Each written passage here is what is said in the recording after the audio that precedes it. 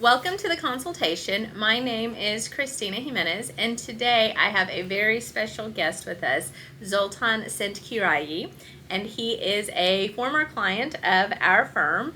And today we're going to be talking about his experience in his divorce and custody dispute and kind of all the things that he learned and that we had to figure out together in order to find success. And so thank you for being here today. Yeah, thanks for having me. That's great. So we've already kind of been talking before the cameras started rolling.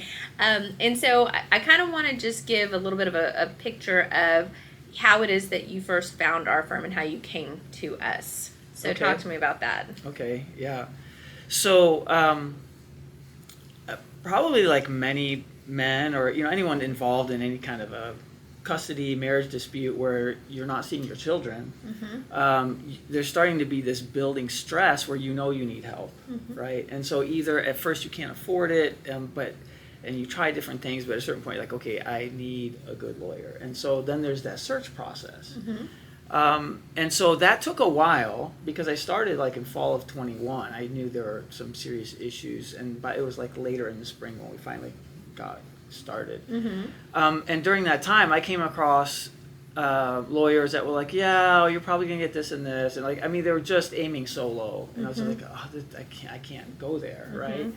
And I wasn't seeing my child.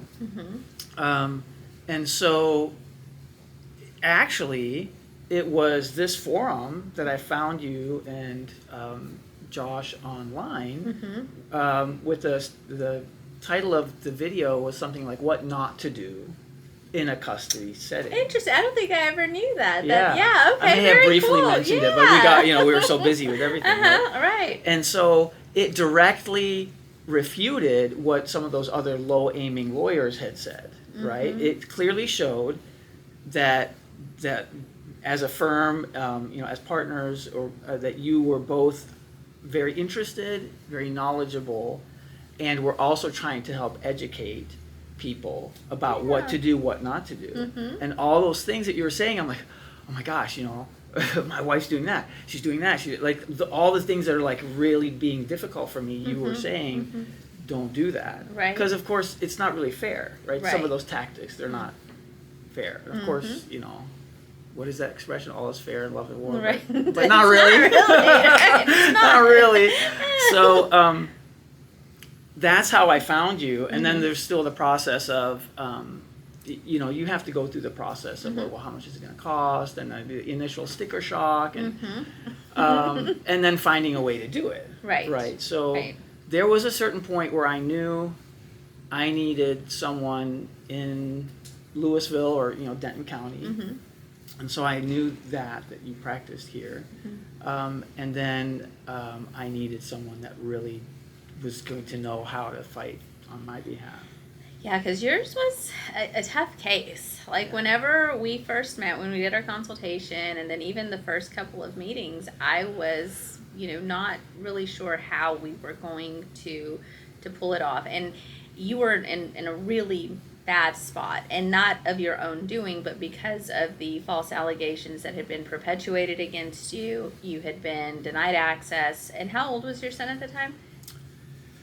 At the time, he was like 3.5. Yeah. And you hadn't seen him for about a year whenever we first started working on all of this. And there was just, again, we had some CPS involvement, we had some police involvement, and there was so much information, police reports, mental health records, there was just a lot of stuff on the other side as well. But, we had to go through and start digging and start figuring all this stuff out. Yeah. What did you think about kind of the process of, when we started, getting all the information, sharing your story, how was all of that? I know it was a lot. So, are you asking me when we started talking about it, what was my experience when I was sharing everything? Yes. So, which by the way is a really good question, because I finally have help, right? So now, turning on the fire hose, Christina, this is happening, this is that, right? And you're okay. You're trying to get all it, because it's a lot, It like was you said, a lot, right? yeah. And so, but that's you know, it's like you've been like solo trying to deal with this on your own and just so stressed and so worried and like, how am I ever going to, you know, and look at all this stuff that's happening and this happened and then she did this and this, and it's like you're all alone and you have no help and there's nothing you can do, and then all of a sudden you have help. So help me. And so I mean, that process is it's a negotiation, right? Because you're trying to still keep me encouraged as your client, new client, and assure me like, okay, we can do something. And probably meanwhile you're like, okay, what can we do? What can we do? But for me, I'm like, okay, she needs to know this. She need like, and I've seen this with other men I've started coaching, where there is so much, and it's like this backlog, and then it's like, let me give you the rundown on all of the backlog, and it's so much, and all of it's legitimate, but it's so much that, like you would tell me, okay, well, we need to start strategically kind of aiming for the biggest pieces, which isn't to say that all the other things aren't painful and unfair or egregious or whatever. It's just that there's not enough time, there's not enough brain space.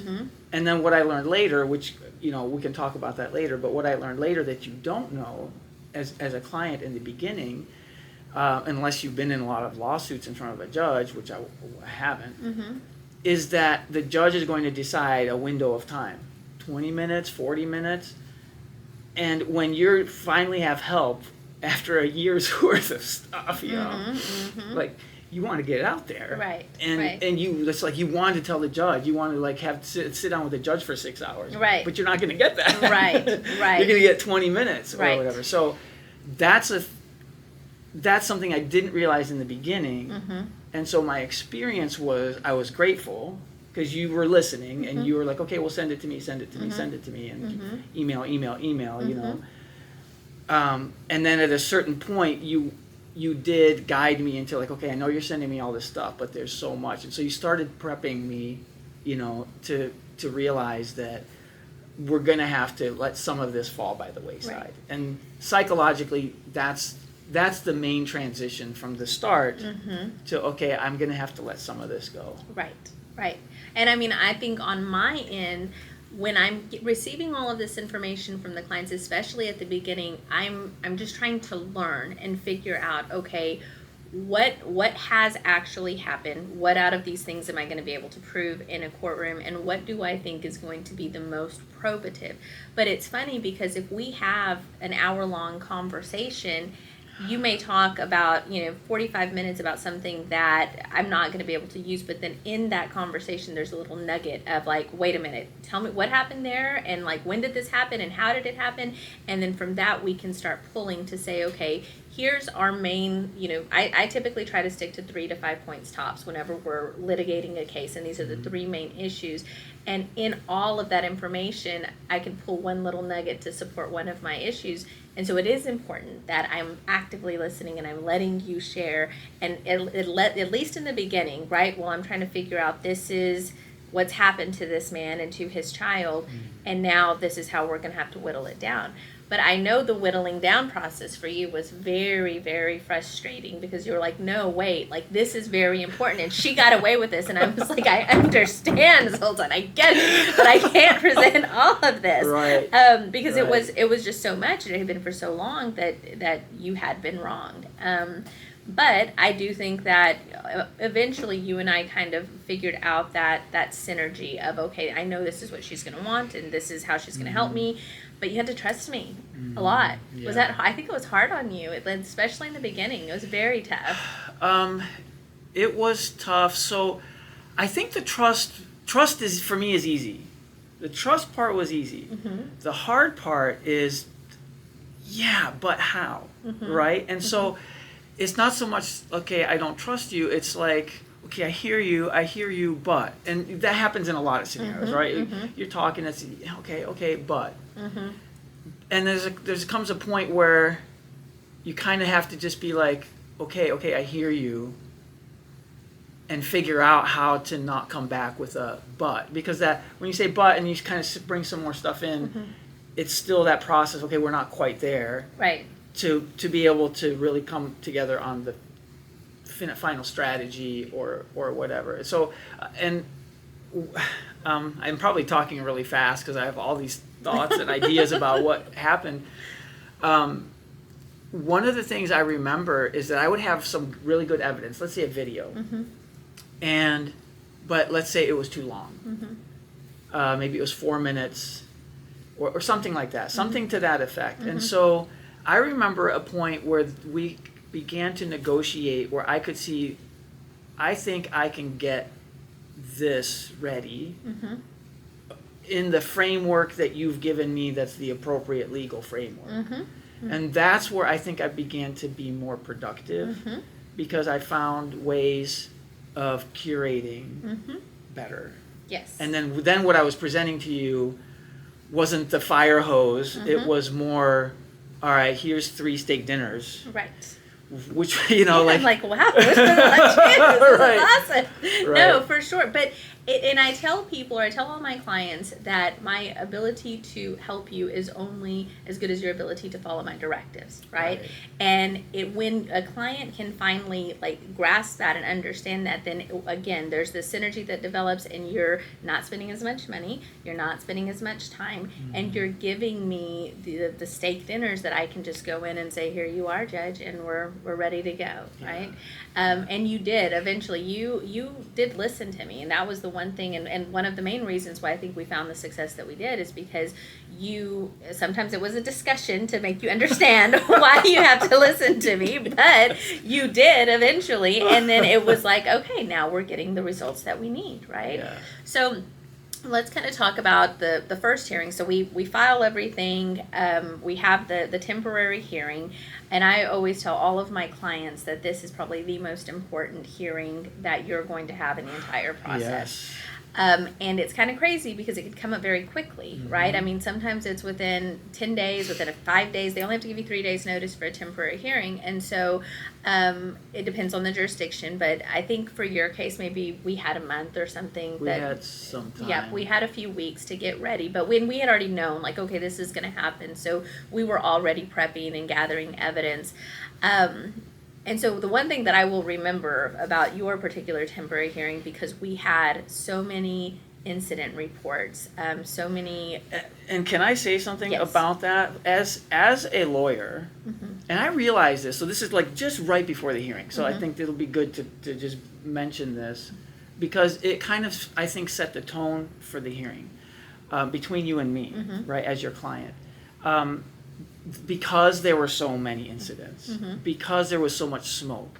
I think, obviously that happens in these cases, and that's what ends up, leading to false arrests and, false CPS charges, all that kind of stuff, because there's so much smoke, right? So one of the moments that we had on the phone, and then it turned into the number one moment in the courtroom, was first you and me hashing it out, and you're like, I could tell, in your job is to serve your client, but in your heart and in your head, you need to really, like you said, you kind of figuring out what really happened. And you challenged me at one point. You're like, no, this doesn't sound right. What did you do? Right? You really pressed me, and because there's gray area about whatever, when there's so much strife, if people are yelling, she gets physical, he gets physical, it's just not a good situation, but there's gray area all of that, right? And so I got very specific about exactly what happened. And it turned out that I had also done that with the marriage counselor, and was very specific. So in other words, transparency, right? Yeah. And I know that in that conversation between you and me, you, after that call, trusted me. And you didn't really trust me before. I remember there were a few times is this guy he hates women or something? I don't know that I ever No, thought that. no, but I'm just saying, as a man, Yeah. you kind of challenged me a few times, do you think I'm not doing a good enough job? do you know that I'm a successful lawyer? I'm like, no, I do. I promise I do, right? Do you know? Exactly. But It's important. It's important It to is. be able to call your clients to the carpet and say, tell me everything. I don't care. Yeah. Like, at the end of the day, whatever happened, it happened. It happened. I need to know about it so that I can help you through this process. And Right. sometimes you and I have had many very tough conversations about these particular issues, but I had to have those because I have to know that to help you. Like, I just have to. And so in your particular case, you tell me, you've laid it all out. And I remember the issue you're talking about. It did come out in the hearing. But I remember leading up to that hearing, just going through documents and videos and photos, I probably spent a good 20 to 25 hours just curating all of the evidence and getting it in perfect order and thinking, this is how I'm going to present it, who I'm going to call first, what I'm going to ask them. Yeah. Because I think it was something like 6 or 7 witnesses at that temporary hearing, and they were investigators, police officers, a psychiatrist, a CPS caseworker, and then obviously you. And I remember that the onset of the case, the judge was like, Ms. Jimenez, you're going to call all of these witnesses? And I said, yes, sir. And he was like, okay. You have 45 minutes. And I was like, okay. And even the other attorney, I remember, like, when we were negotiating, we'll talk about that here in a second, but when we were negotiating, she was very she was very arrogant. They thought that they had it won because they had the kiddo for over a year. The age of the kiddo, the allegations that had been perpetuated against you. And so their offer wasn't a great offer, but it was nevertheless an offer. But they, I think, walked in a little too confident. They didn't prepare the way that we had, and they weren't ready for it. So let's talk. And I think, and let's talk about whatever it is that you're bringing next. But I think that this is a more common occurrence when there's a situation where, whether it's from childhood abuse or something, a beautiful young lady is making these allegations against a man. They seem to hold so much water to everyone. And the one other thing I wanted to say, like, in terms of, if any men are listening, to make sure that you're getting the evidence and that you're documenting all the true things, because a lot of the time the evidence that's being curated over there is kind of deceptive, and that eventually shows itself. Right. And so in your particular case, that was, and the reason why we had to spend so much time going through all of these reports is because the things that she had said and represented in affidavits and the things that we anticipated she was going to testify to, there were police reports and CPS records that completely contradicted everything that we knew she was going to say. Right. And so it was so important to be able to have these investigators and to have these professionals come in and say, okay, well, wife is saying that husband did this, but you were their marriage counselor, and tell me what wife said in that particular session, because I'm looking at the counseling notes here and I can see that this is what you dictated. And so I had to be prepared to basically impeach her testimony as we were going, so that when she finally took the stand, the judge was looking at her like, I don't trust a word that you say. Like, I don't trust anything, and I don't think that this man ever did anything, and I think that you were alienating, and you kept this man away from his son for over a year without any cause. And so what did he do at the end of that temporary hearing? He gave you custody. He gave me custody. Yeah. He flipped it after you not seeing him for that long. Right. So that was... So as a public service announcement, PSA. to men out there that are struggling with this, there's 2 key things. You mentioned the temporary order hearing. The one step before that is the initial any protective order hearing. You weren't involved in that, right? But thank God that I had an amazing public defender who was able to overturn and deny the protective order. Right. That's super huge, first thing. If that goes wrong, Right. It's not going well. Right. That, and then, like you said, the temporary hearing. Right. And so before we had the hearing, we talked about this earlier, that there's always a negotiation process, right? Yeah. And a potential settlement process. Yeah. And I honestly don't even remember what the offer was. Do you remember what the offer was? I do. It's essentially mostly what she ended up getting. It was, well, we're willing to offer not just visitation, but extended visitation, right? And so to me, it's just like, I don't know if you recall the conversation that we had. Vaguely. Essentially, this was my only moment. This is my one big moment in my entire lifetime to clear my name. And if I didn't take the risk now, it's like it's stamped into eternity that, okay, well, we'll give you time, but we know you're a bleep bleep kind of jerk or whatever. And so I just couldn't.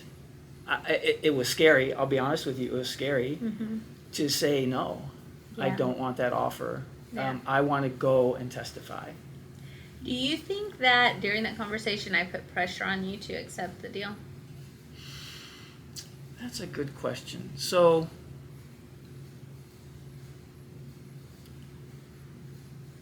it makes me think of sales. Salespeople get a bad rap.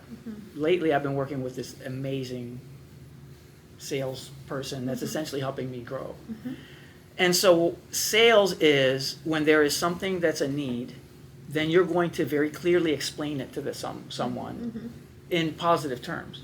So you explained this deal to me in very positive terms and said, Zoltan, this is a pretty good deal, right? But there wasn't pressure.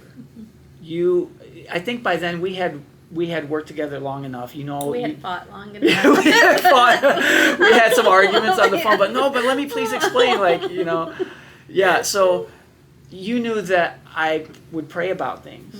And I will tell you that one of the things I really appreciate about you is that, maybe that's not something you openly say or do, but as we continued, you were more open about, I pray too. And we started to kind of align in terms of let's agree that what we're going to pray on. Right. And that moment, I asked you, can you give me a moment, right, to pray about it? Right. Don't you make me cry? Please don't cry. We're not going to cry on the podcast. Yeah, that's fine. You can cut that out. You can edit, cut. So no, but seriously, I said, I remember. Can I just take 5 minutes? And I stood there by the window and prayed. Yeah. And I got my answer. And the answer was basically, because, we've been praying the whole time, right? And so I'm getting from God, like, do this. Like, you need this, I got you. Right. And so it was like, nothing has changed, Right. Just proceed with what you know, which is to protect your son, protect your life, restore your, standing in the community and, go forward from there. Well, and I'll tell you, on my end, I was scared, right? And I pray that I never lose that fear and that worry and that care, because I think the reason why I was scared is because I did care about you and I did care about your son. And when we have these allegations of family violence, the risk was, if the court found that family violence actually occurred, then you could potentially, she should have or could have won sole managing, and you could have won supervised visitation, right? And so the offer was a standard visitation. The risk was potentially supervised and sole managing, and that scared the crap out of me. And so when I have these situations, I have to tell the clients, like, here's the potential risk, and at the end of the day, this is your life, this is your kiddo. You tell me what you want to do.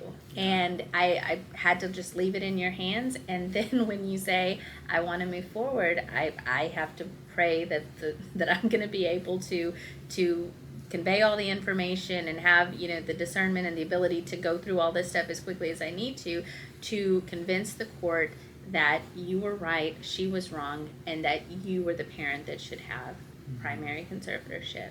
Yeah. And thankfully in that particular case, it worked, and he listened to us. Yeah. What do you remember, like, other than the whole, negotiations and kind of rejecting the offer, what else do you remember about the temporary hearing? So,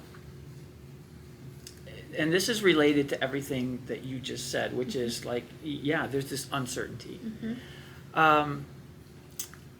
But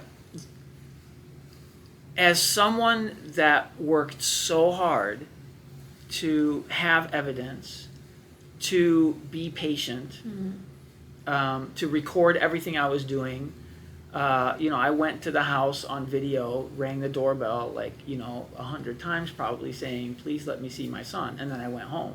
I didn't try to bust the door down. But I recorded that I'm really desperately wanting to see my son and you're not letting me. And then I would drive home and be all sad, Right. And so that's a lot of work. Right, yeah, it is. And so I knew that I put in the effort. I knew that you helped me gather that effort and all the information and have it prepared. You had everything with sticky tabs and colored tabs ready to go, all organized, which is very encouraging for the client. You sent a bunch of subpoenas out for all those witnesses. And I remember one in particular where you got the one police officer to come. and I got emotional because I knew that she knew what was going on. Right. I knew that in her heart, that police officer lady had been to the house multiple times, was the one that had, was involved with some of the mental things, incidents, and knowing that I'm in the right. We have the data, we have the people, the right people that can really just put the truth out there. That for me was enough. And I was obviously hoping and praying, but I was very confident. And then the one thing that I think on the other side, what can happen, and I have a lot of compassion for my wife, my now recently ex-wife, but it's still like, whatever. There is a thought process that's a little bit off in terms of interpreting what you're seeing in a man because of what she's been through. And so as she's telling this story to everyone, everyone's trying to help her, but it's completely the wrong story. Right. And the video of that looks like I slap her around or something, but it's kind of like just captured just so, and words just said just so to make it look just so, when that's cut off right in this odd place, or which is not at all a picture of really what happened, right? And so you have these lawyers that are well-meaning. When she questioned me on the stand, do you remember? She said, "You're aware, aren't you, that we gave you a really good deal?" And you turned it down. She was making a point to show the judge that I'm about to tear into this guy and he's a goner. And I'm like, yeah, I'm aware. And she's like, and you still wanted to proceed? I said, yeah, I still wanted to proceed. And then she went through the list of, have you ever done this, the list of all the ways that people thought I was beating my wife. And I'm like, no. Everything that she asked, I was like, no. And then even the one that slapped in the face, because there's something that was a comment that was made on the video, I'm like, no. And I remember silence. She's like, what do I do now? Right. And that's the thing I had in my heart, that you were able to bring in a professional display of information, and then also objecting to all of their things that they were trying to pull in, which was amazing. I'm sitting there yeah, another one for the team. Go, Christina. So I think the way things fell apart on their end, it was almost like it was going to happen. And again, there's compassion for my wife, but it's okay, so now welcome to reality. Let's bring it to the real deal, and now we're gonna get past these crazy stories. Right. And then she was like the deer in headlights. Right. And so that's what I remember. Yeah. It was a big swing. Yes. Yeah. I mean, that was probably, it was a very fun hearing, and just to see everything kind of come together the way that it did, it was pretty awesome. And I mean, shout out to Greta, our paralegal, because she is really... Thank you. Yeah, thank you, Greta, for both of us. Thank you. Because she is the one who like really had to go in and kind of curate all the evidence and make sure the subpoenas were out and make sure that all the pleadings were filed. And I don't think that people really understand all of the work that has to be done for this short little window of 45 minutes for us to do our thing. And if those things are not done on the back end, the attorneys, when we walk into the courtroom, we're screwed, right? And so Greta was just so good at making sure that you were, ready to go, that you had all the information, that you were getting us the information, that the information was organized for me, that all of the witnesses were prepped. I mean, she was just amazing. She was awesome. We couldn't have done it without her, honestly. She was really, really awesome. So we go to the temporary hearing, we win custody. You now have primary, mom now has visitation, and the drama kind of still continued after that with mom. Mm-hmm. Obviously, she wasn't happy. She, wanted your son back.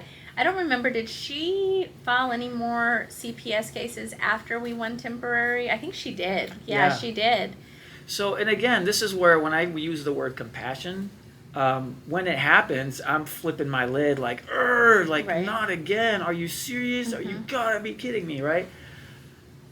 But the compassion part is, like, if I put myself in her shoes, if she really did, like, was convinced of this danger, and then, oh my gosh, like, they're not protecting me, like, wait, what just happened, like, oh my gosh, my son is in danger, like, the mental process for her to now deal with, like, thinking that most of the time her son is with a dangerous man, it's like, that's where the compassion is. Mm-hmm.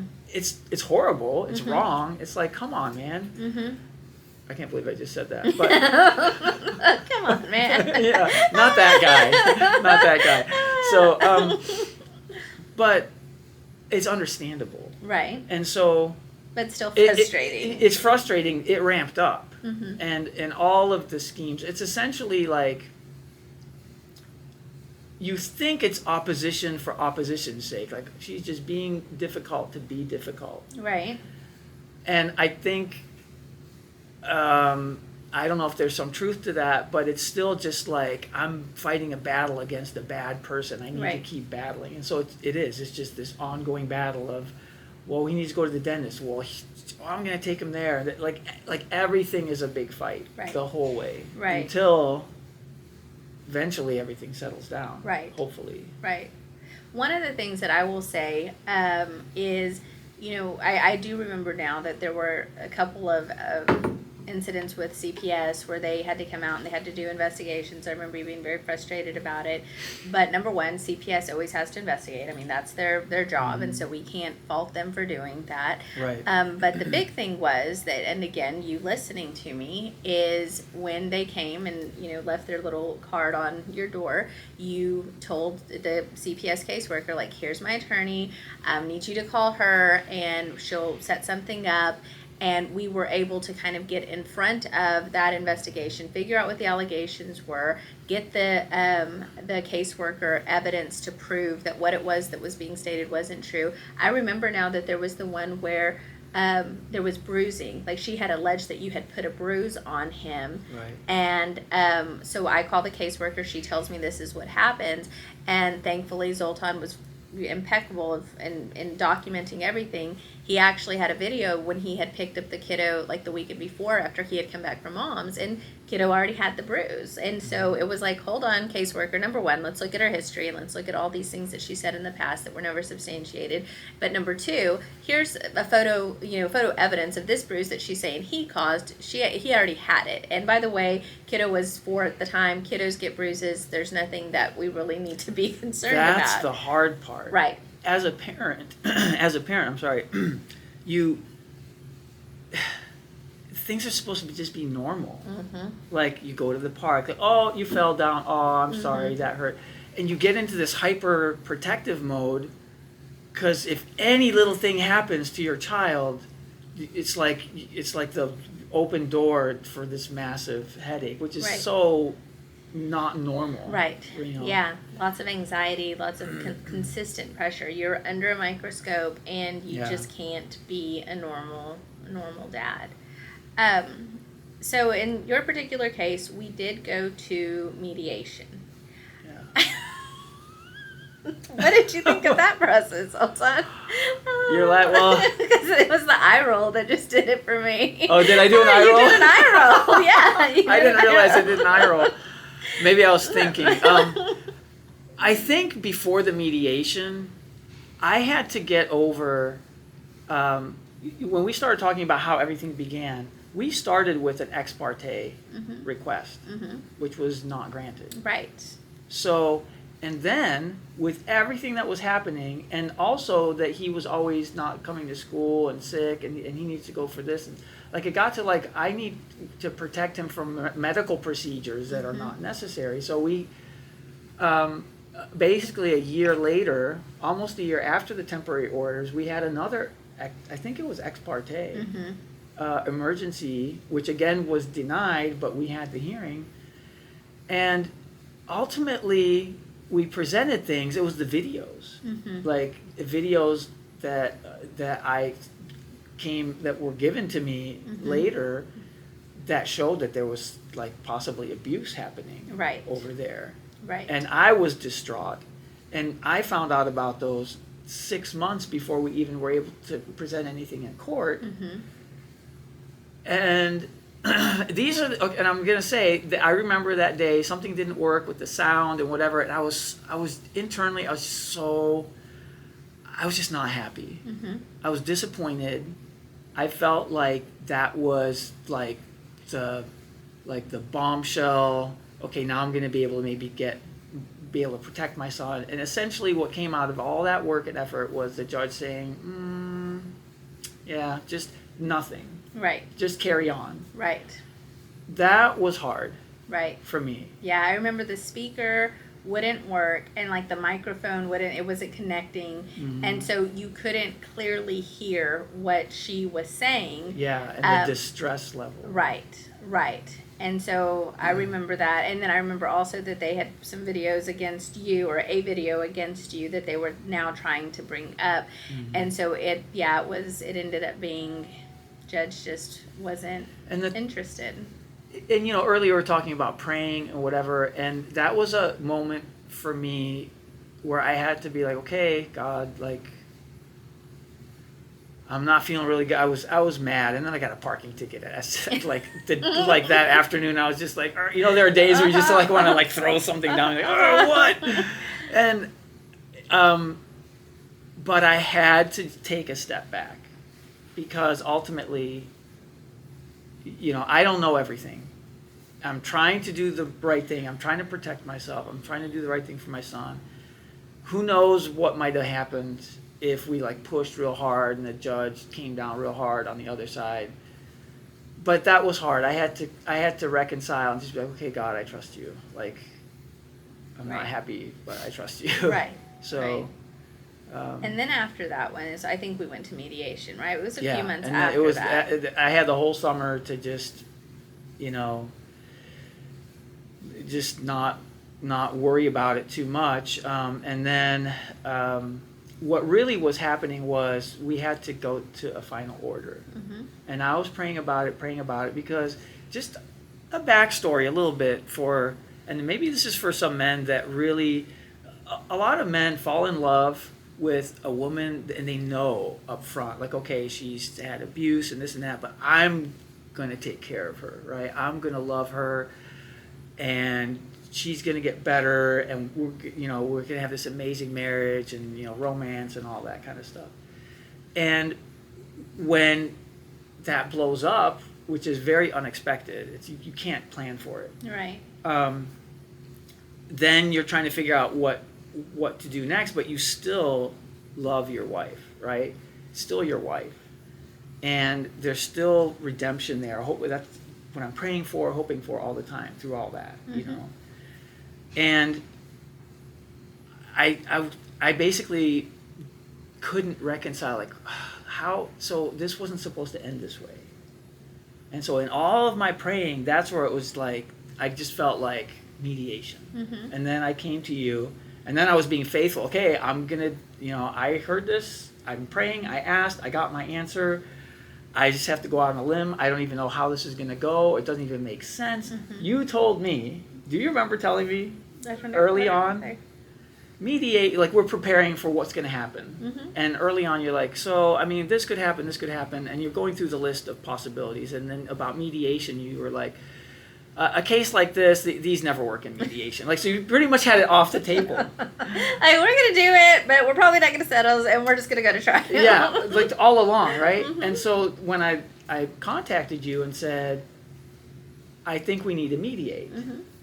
At that point, what I was doing was saying, like, hey, look, I know this is like an impossible case to mediate, but for whatever reason, I don't know why, but just through prayer, I think we need to mediate. And you took it and ran. And that's where, and even the judge, I think we had to convince them or something. We had to request. We offered and requested mediation. Offered it. Yeah. And so we went to mediation. We settled at mediation. And then she tried to come back and set aside our media settlement agreement. Oh, my goodness. It was like battle after battle after battle. And thankfully, we were able to get that upheld. And it was finally, okay, now we're finished. We have a final order. We have a final divorce decree. And so you said earlier that eventually things kind of smooth out. And so do you feel like once there's that finality that things kind of calm down a little bit, at least for a little while? So, again, and I would say it's beneficial to put yourself in, your wife's shoes or ex-wife or whatever.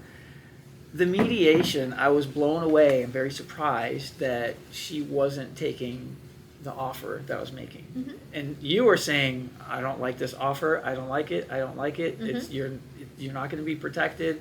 You were watching out for me. But I specifically tried really hard. I made the mediator go back several times and still say repeat the offer, which was essentially kind of like 50-50 if she would get the certain kind of help, right? And so I was blown away that she instead agreed to, which was very heavily in my favor. And so I'm not surprised that then like, oh my gosh, this is not a good, agreement, and she was trying to get out of it or whatever. And so that part of it, I think there's still kind of a continual, like, how am I going to deal with this? And so whether it's, is the child support coming in necessarily, or are there still issues with keeping the kid at home from school sick, or those did smooth out mostly, but it's still there. It kind of starts resurfacing again. So I don't know. Yeah. I don't really know in the long run. So what advice would you give to, mothers or fathers, husbands or wives, when they're thinking of going through this process? Like, still married and thinking of going through the divorce process? Okay, so what I know now, which I didn't know then, is that it had to happen. In my case, in cases like this where there's this unresolved childhood trauma, and all I know, the only part I know, there are other people I know that are like women who are trying to help their husbands that had trauma, but all I know is if a woman had probably sexual trauma or physical trauma during childhood or any other kind of abuse and neglect, and it's not resolved, there's nothing you as her husband or as a man can do to help her heal. And that's what we think we're doing. We think we're going in and helping her get better. We're going to love her. We're going to love her more. We're going to love her more than anyone's ever loved her. We're going to treat her right, all these things. And it doesn't matter, which sounds horrible. It doesn't matter. It's not going to be received. Mm-hmm. She's not necessarily capable of reciprocating or trusting. Right. And so on the tail end of this, my understanding is if men are in that kind of situation, or if women are in that kind of situation, women, you need to go and heal of that trauma. You may need to get away from the relationship. The man is going to have to protect themselves from that and just be like, it's not my responsibility. Right. And most men are going to feel like it is. Mm-hmm. And so in this sense, like, it had to happen. And I'm hoping that with the separation that she's going to do that work, that the rock bottom that I was at, which was rock bottom, that she might be in that situation now and might be overwhelmed and might be hitting her rock bottom. But if that's what it takes for her to bounce back, it's hard, but you can't keep going with that deep dysfunction. Right. It's just going to spiral worse and worse before you know it, like some serious harm could happen. Right. And so in this kind of a case, that's what I would say. As much as it hurts, and I've even prayed to God, like, did this have to happen? Like, why? And it's like what I get back is yes. Yeah. It had to happen. So you gotta grow from it. Work on yourself. I'm trying to, work out. I'm trying to get to bed earlier, wake up, like whatever, professionally, personally, and just fight the good fight. Right. Try to be compassionate. Don't be, don't go for the kill. Right. And not figuratively or anything. Maybe that's a bad word to use on social media. Right. But protect yourself, and it is what it is. If there's a reasonable amount of healthiness there, oh my gosh, like, I would have so rather worked it out. Right. Yeah. What do you think is the most important, I guess, tip or lesson that you can tell people with regard to their relationship with their attorney when they're going through this process? Oh, that's a great question. You can't expect your attorney to know what you need and what you want. Like the attorney is going to try to do the best job that they can. But I think there's two parts to it. One where the client could be complacent, like, okay, well, I got an attorney now, like, just fix my problem, and then they kick back and they're not really trying, and they're just assuming that they're going to be okay, and then all of a sudden that they're, something comes around and kicks them in the butt because they just weren't preparing or whatever. So one is you still have to be vigilant for yourself. Mm-hmm. And even hold your attorney accountable, like, hey, we need to do this or we need to do that, because you have other clients. Mm-hmm. You're not going to remember every single detail and everybody. Like, it's on me to say, Christina, we can't forget. We have to do this because X, Y, Z. Mm-hmm. So I think that's really important to not just go with blind faith and know that part of it still as a client, like it's still like at least 50%, if not more, on you, mm-hmm. right? And then the other side of that is to figure out, and this is what I'm trying to do. I'm trying to now offer coaching, mm-hmm. because I needed someone that knew what I was going through so I could talk it through, strategize. You can do that with your attorney, but you don't really have the time to do that, mm-hmm. with me as much as it's needed, right. day to day. And so I think what I would recommend to clients is start to really pick and choose wisely how you can use your attorney's time. When it's time to talk and you're on the clock, mm-hmm. what are those key things that your attorney can help you with? And so that it's just a hard process of kind of whittling away, mm-hmm.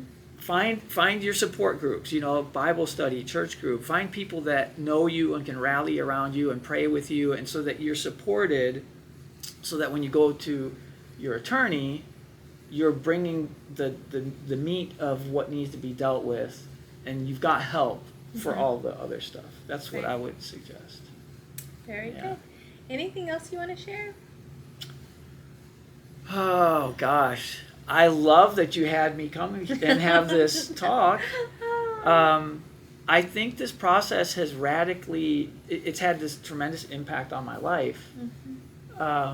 That's been difficult, but I guess I would just say, for your audience, there's probably a lot of people that are really suffering and really hurting and through this adversity. But you can take that adversity and turn it into something valuable that you can help other people. Right. So, as difficult as that process is, and everything that you learn from it, give back. If you know that people are struggling with the same kind of a thing, sometimes God puts us in a situation that we didn't really ask for or want, but He knows that we can do something with that, and then turn around and help other people. So that's what I would recommend. If anyone's been through something hard, turn it and then help other people that have been through that. Well, and that's one of my most favorite things, and honestly, why I've done this for 17 years and probably still work as hard today as I did when I first started, is I try to tell my clients, I don't want you to just go through this process. I want you to grow through the process, right? Yeah, that's and awesome. when most of the time when I first meet you, and I remember first visiting with you, you come to me and you're so hopeless, you're so lost, you don't know a path through. And then to be able to sit with you now, all these years later, and to see amazing. The man that you've Amazing. Become, and how you have grown, and how you've evolved, and your understanding, and your compassion, and the relationship that you have with your son, it's like, this is your purpose. So this is my purpose, right? This is why I get to do what I do, because I get to help people. That is awesome. Yeah. I love it. So thank y'all for watching the consultation. Please make sure that you follow us on social media platforms, TikTok and YouTube and all those good things. And Zoltan, you also are now coaching and helping other men, and so make sure that you look him up on his social media platforms as well. And thank you guys for watching.